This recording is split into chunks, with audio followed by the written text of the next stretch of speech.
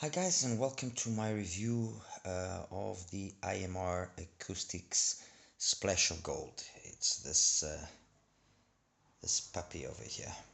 Very unusual in terms of shape, but I actually quite like it. I think it's a bold look that they have. Very well built. You look at the whole IEM and you can see it's very well built.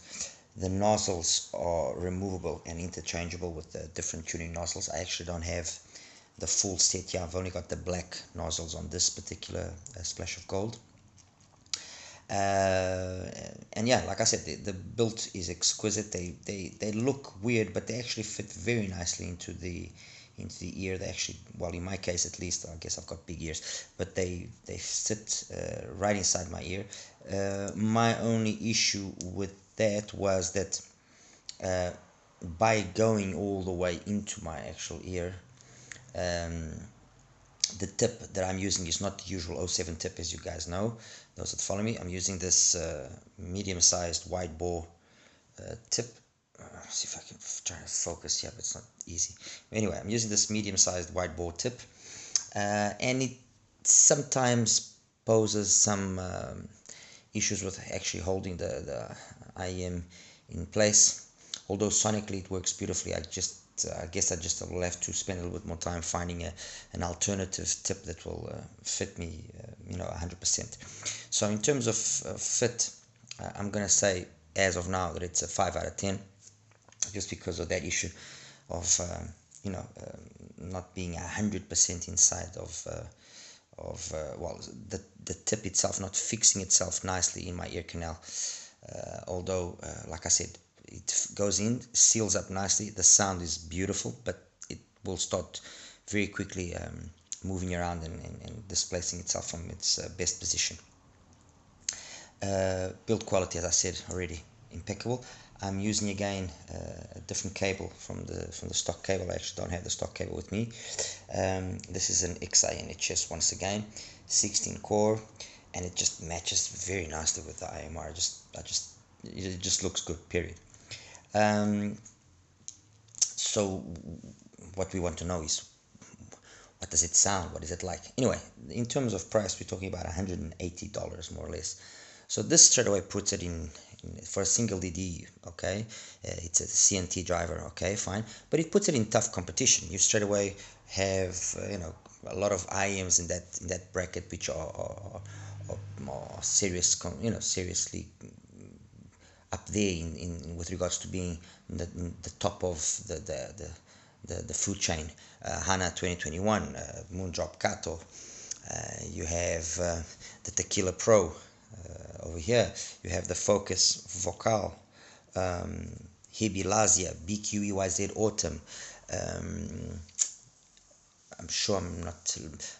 Well, there's a few more. I'm sure there's a few more that I'm perhaps now just forgetting. But there's a lot of IEMs in that price bracket of $200, just below $200, single DD, and well, some of them really serious. Oh, I was forgetting the Seek Reel, the airship. How could I forget that one? I mean, that is probably very much the best set right now on that price bracket.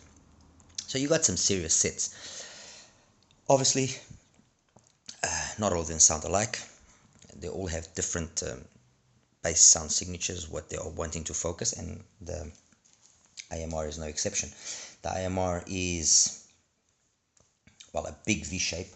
I would consider it a definite bass head set. One second, and I'll show you here the graph. Exactly, here we go. Okay, so we're looking at the black line. So as you can see, there's some serious. There's like a 14 dB from the lowest points in the mids up to the highest points in the bass sections, like 14 dB difference. The same thing applies on the opposite end, and there's some serious. The extremes are both very serious.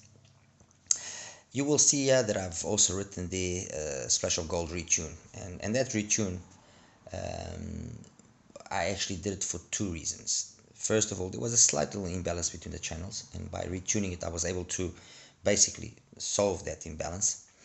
And so now left and right are spot on. But as a not a side effect, but as a collateral effect of pursuing that channel balance, I was able to, as you can see by the red line, bass has maintained itself basically the same. It's actually come down just a little, just a smidge. It's non-perceivable. But what I've been able to do is, especially the 5K peak, bring it down and have that area there be an area where the dip is basically the same size as before, but it's just instead of you having the sound going up towards 5K and then dipping, no, you now have it dipping at around 4.5 more or less. It starts dipping, and effectively what that has done, it has removed honestly the only thing that I would point negative in terms of sound, which was an occasional sibilance, an occasional shoutiness in the female vocals, from that little extra energy that it has there at 5K. The only reason why it was not as noticeable is because of the monster amount of bass that there is. There's only two sets that I can come to mind that have got even more bass than this. One set is the Tequila Pro, and this is definitely a bass head's delight. This thing has got monster amounts of bass, but it's good quality bass. It's clean, it's fast, it hits you hard, monster amounts of bass. And the other one is an oldie, the Urban Fun YBF over here. This has even got a little bit more than the Tequila Pro. Okay, both these sets have got monster amounts of bass, and I've got them here for also for another reason. Anyway, so the IMR is definitely a V-shaped signature. It's a well executed V-shaped signature. The thing that immediately jumps to you when you listen to it is the quality of the bass. It is clean, hits, slams real hard. It's one of the top IEMs when it comes to bass performance. Okay, in my opinion, with my music, with how I like to listen to my music in terms of loudness, the bass on these things is absolutely surreal. The rest of the spectrum, well, yes, there is obviously a little bit of delay of the mids with regards to they fall back somewhat as compared to the bass, but the vocals that are there are nice and clean, and especially after this little adjustment that I did, impeccable. And look, the adjustment I did was basically just put a filter on the nozzle. That's all I did. I just put a filter on the nozzle, and it's corrected everything nicely. The filter on one is a 350, on the other one it's a 450. That's all I did. I did nothing else, and it was suffice to actually balance the channels out nicely and just reduce those peaks a little bit, like you see. And honestly, it's something that, if it doesn't bug you, obviously, then leave it as it is. But in my case, for me to actually get the best out of this set, I had to do it. It was eating me alive just leaving it the way it was, and it improved it. For me, it's a better set than what it was initially when I first received it. So mids are a little bit recessed, vocals and so on, but what is there is of good quality. Okay, I would have liked to have a little bit more energy up top. It's not that what is there is not enough. It is, but I would have liked just a little bit more, because as you can see, there we go, red line.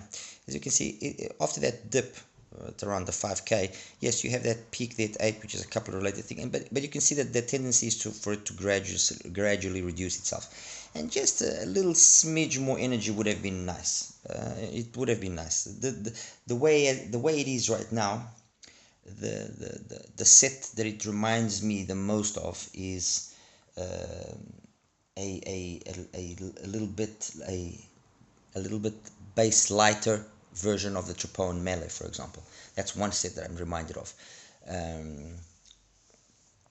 They have the bass sound is very similar on each other, although the IMR has got better bass than the Melee. The Melee is no no nothing to scrown about. It's got an amazing clean bass and textured and quick, and it's, but the IMR has got, and well, it should, at least for the price difference that there is. You can buy 4 melodies for the price of an IMR. So there you have it. In terms of overall bass signature, V-shaped signature, it's clean, it's detailed enough in the bass and in the mids. The highs could be a little bit more, just a little bit more energy to counteract mainly the amount of bass that you have. But overall, there's really nothing that I could point as a negative point. It's not an IEM for those that are looking for audiophile correctness and coherence. No, this is an IEM for those that want and like bass, period. And what you will get is nice, clean, detailed, fast bass. All right. Technicalities. Soundstage is a little bit closed. It's not the widest, not the tallest, not the deepest. It's okay. Imaging, acceptable. I mean, acceptable. Detailed retrieval as well, acceptable. And the main culprit for the imaging and for this and for the detailed retrieval to not be better is just basically the amount of bass that is present. Okay, like I said, this is good if you like listening to EDM, if you like listening to some hip hop. This is a good IEM for you. So why then all these IEMs here? Well, this is just for me to kind of position it, and you can get a better perception of what these IEMs are about. As I mentioned, in terms of overall bass quantity, the Tequila Pro is the one that's got the most bass. All right, in Mexico with the YBF actually. This thing has just got monstrous amount of bass. I've actually also put a 300 grade filter on these Tequila Pros to tame down those typical horns that in stock format it actually had, and that, in my opinion, in stock format actually spoiled the IEM, because by then putting that filter on there, my apologies, I started with a 300 grade filter. This one's actually got already the oxygen filter, because by putting the oxygen filter, what I've basically done is I've got a sound signature that between 1 and 8-9K is very much an oxygen style kind of signature. Obviously, because of the monster amount of bass that you have, it smothers that cleanliness, that detail that it's now capable of doing, and then it doesn't have as much treble. It basically, past 10K, there's not a lot of energy there. So compared to the IMR, overall the IMR is a superior IEM to the Tequila Pro. Even modified, it's a superior IEM. And even if it wasn't modified, compared to the Tequila modified, it would still be a better IEM overall, definitely. Focus vocal, again, an IEM that not many people have talked about. The one that has gotten the most love is the EDM, and personally I have an EDM and I don't like it. It's well, in terms of bass, the amounts of bass that it has, look, this has got a little bit less bass, but the bass that is there is clean, it's detailed, it's nice quality bass. The other one is just about boom boom.